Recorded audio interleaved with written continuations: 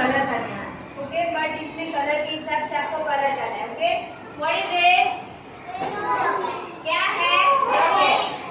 Okay, देखो यहाँ पे 1 नंबर है, यहाँ पे, तो यहाँ पे which color is this? Red. क्या है? Red colour. तो आपको 1 नंबर में रेड कलर करना है। फिर यहाँ पे नंबर 2 है, हियर इज नंबर 2, तो कौन सा कलर है यहाँ पे? which colour? येलो। कौन सा है? येलो। तो आपको यहाँ पे येलो कलर करना है। एंड दिस इज नंबर 3, 3 में कौन सा कलर है? Parrot green. कौन सा? Parrot green. और 4 में ग्रीन कलर। क्या है? Green colour. एंड 5 में ब्लू कलर। चलो मैडम आपको ये दे रहे, वेट वेट। हाँ,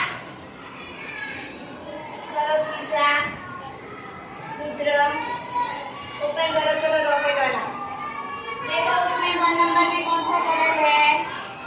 ग्रीन कलर में कौन सा कलर है? चलो देखो बेटा, देखो, नहीं दो बेटा,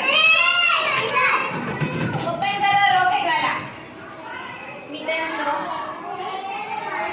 कृष्णा, ऋषिव, वाइश, चलो ये